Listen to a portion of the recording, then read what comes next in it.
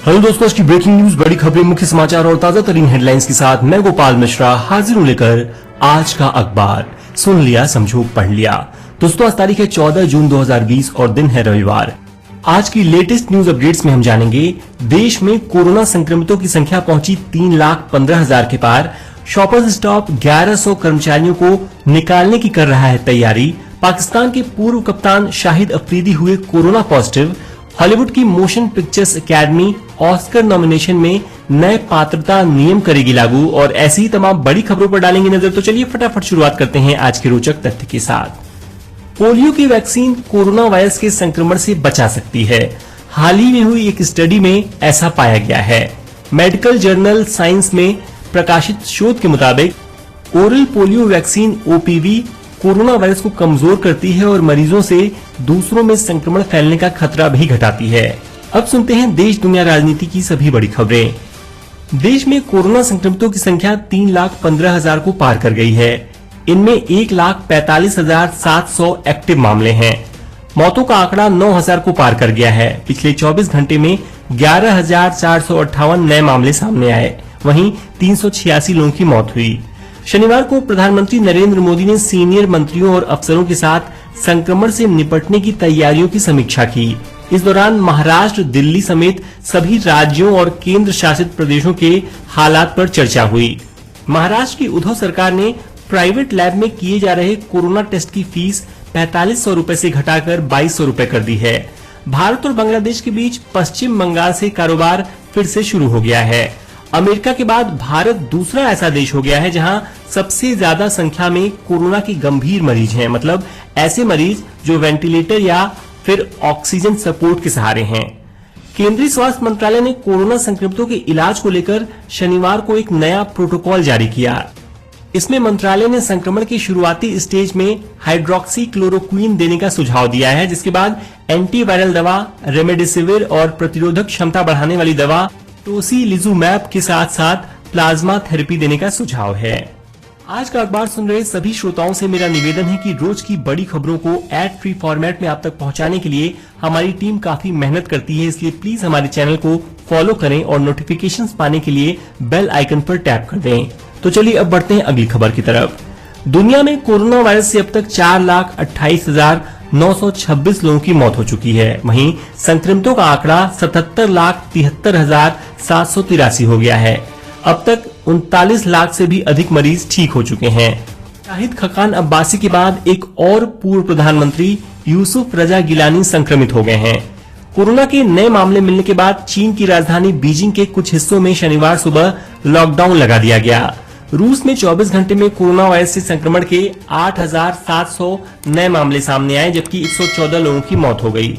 Brazil में शुक्रवार रात मरने वालों का आंकड़ा 41,952 हो गया। इसके साथ ही मौतों के मामले में ब्राजील ब्रिटेन से आगे निकल गया। फ्रांस सरकार 15 जून से ट्रैवल बैन कुछ हद तक हटाने जा रही है। अमेरिका में संक्रमण से मरने वालों का आंकड़ा 1,16,000 को पार कर गया। इस बीच WHO ने कहा है कि ब्रेस्ट फीडिंग से संक्रमण का खतरा नहीं है, इसलिए संक्रमित महिलाएं बच्चों को फीडिंग करा सकती हैं। कोरोना वायरस को फैलने से रोकने और संक्रमितों को ठीक करने की आयुर्वेदिक दवा तैयार हो चुकी है। यह दावा पतंजलि योगपीठ के CEO आचार्य बालकृष्ण ने शनिवार को किया। उन्होंने कहा कि दवा का पहले फेज में क्लिनिकल ट्रायल पूरा हो चुका है।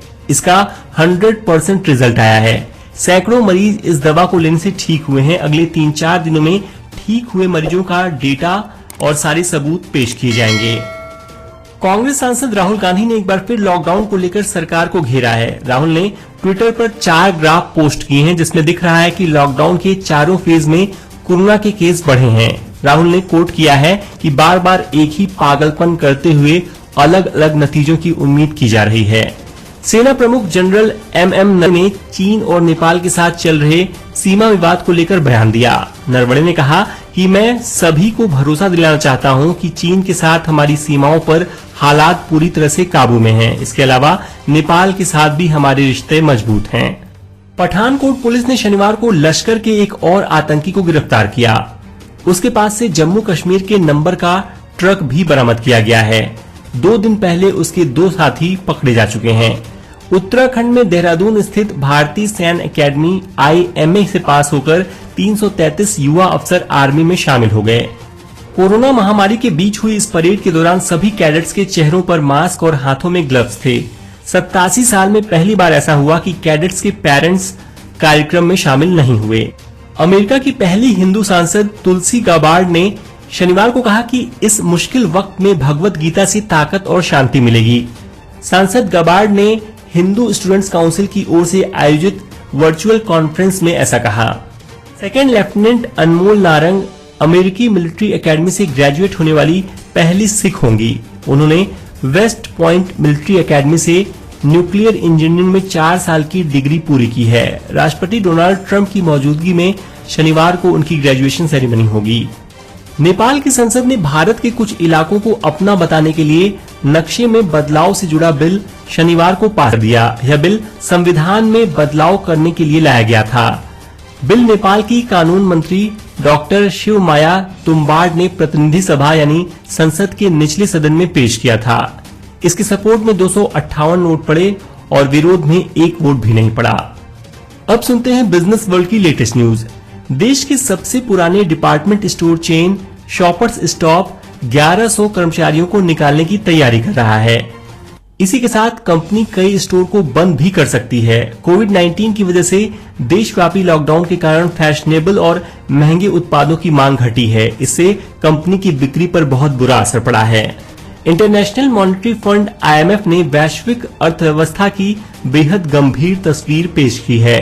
IMF की मुख्य अर्थशास्त्री गीता गोपीनाथ का कहना है कि कोरोना वायरस महामारी के कारण वैश्विक अर्थव्यवस्था में आई गिरावट बेहद डरावनी है। उनका कहना है कि रिकवरी आउटलुक अभी भी काफी अनिश्चित बना हुआ है।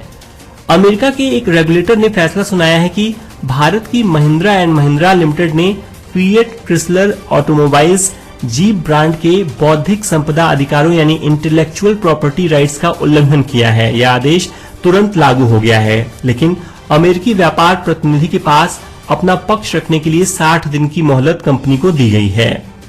अमेरिका की global alternative asset firm TPG ने जियो प्लेटफॉर्म में 4,546 करोड़ रुपए का निवेश किया है। इसी के साथ जियो में 9 निवेशकों द्वारा किया गया कुल निवेश 1.02 लाख करोड़ रुपए के पार पहुंच गया है। अब सुनते हैं खेल जगत के मुख्य समाचार। पाकिस्तान के पूर्व कप्तान शाहिद अफरीदी कोरोना पॉजिटिव पाए गए हैं। अफरीदी ने शनिवार को ट्वीट किया कि उनके पूरे शरीर में दर्द हो रहा है, उन्हें दुआओं की जरूरत है। हाल ही में अफरीदी पाकिस्तान के कब्जे वाले कश्मीर यानी POK के दौरे पर गए थे। इसके बाद ही उनका कोरोना टेस्ट पॉजिटिव आया है। नेशनल एंटी डोपिंग एजेंसी नाडा ने पहली बार नेशनल रजिस्टर्ड टेस्टिंग पूल में शामिल 5 भारतीय क्रिकेटरों को नोटिस भेजा है। इनमें चेतेश्वर पुजारा, रविंद्र जडेजा, KL राहुल के अलावा 2 महिला क्रिकेटर स्मृति मंधाना और दीप्ति शर्मा शामिल हैं।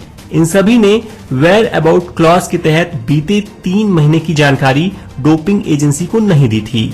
BCCI ने अपनी सफाई में कहा कि पासवर्ड में हुई गड़बड़ी की वजह से खिलाड़ी जानकारी नहीं भेज पाए। दुनिया के सबसे उम्रदराज फर्स्ट क्लास क्रिकेटर वसंत राय जी का शनिवार तड़के मुंबई में निधन हो गया। वे 100 साल के थे। BCCI ने उनके मौत पर दुख जताया है। रंगभेद के खिलाफ लड़ाई में अब इंग्लिश प्रीमियर लीग के खिलाड़ी भी शामिल हो गए हैं। बुधवार से शुरू हो रही लीग में फुटबॉलर अपने नाम की जगह ब्लैक लाइव्स मैटर लिखी जर्सी पहनकर खेलने उतरेंगे। लीग के शुरुआती 12 मैचों में खिलाड़ी ऐसी ही जर्सी पहनेंगे।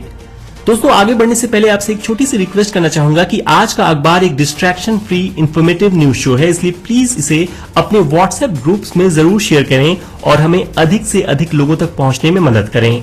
तो चलिए अब सुनते हैं मनोरंजन जगत की कुछ बड़ी खबरें।